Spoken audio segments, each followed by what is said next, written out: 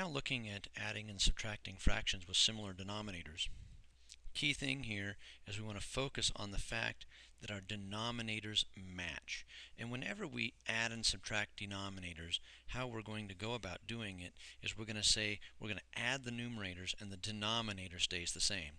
So 3 plus 4, we're going to add on the top, and the 11 is going to stay as the same denominator. Let's think about it for a minute. If I gave you 1/2 of an apple and I gave you another half of an apple, you would have one whole apple. The 2's do not add together, just the numerators add together. So that's the basic example that reminds us that we add the numerators, keep the same denominator. This would have come out to be 2 over 2, otherwise known as 2/2, which equals 1. So we'll get that out of our way for now, but that gives us an example of how we know it works already just in logic. So 3 plus 4 gives us 7 over the 11, and that would give us our final answer. Again, here's a subtraction problem. I have a 12 and a 12 for my denominators. My denominators match, so I'm ready to continue with the problem. I have an 11 minus a 5, so I would say 11 minus 5 all over 12, otherwise known as 6 over 12.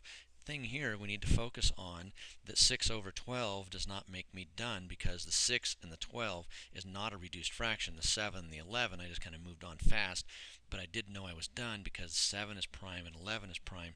They share no common factors. In this case, the 6 and the 12, we're looking at it and we say, well, that's the same thing as 2 times 3 over 2 times 6, so we could have reduced the 2's together, and that would have we keep continuing on. Let's break that down even further. This is going to be 2 times 2 times 3 in its prime factored state. So the 3 is also going to go away, leaving us with a final answer of 1/2. Probably saw it quicker just looking at 6/12 and seeing it as 1/2, but if we do all of our work, that's how we would get there. Lastly, here we have this mixed numbers. There's several ways we could go about it. With what we know so far, let's go ahead and just do it, converting it into an improper fraction.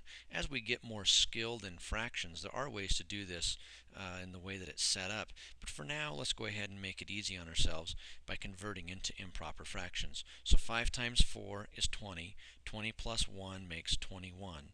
So I've taken my 5 1/4 and converted it into its equivalent fraction as an improper fraction of 21/4. I will subtract the 2 3/4, so this is 2 times 4 makes 8. 8 plus 3 makes 11. So I now have 11/4. So 21 minus 11. Let's go ahead and write it out. 21 minus 11 over 4. So that gives us 10/4. Well, 10/4 is going to reduce.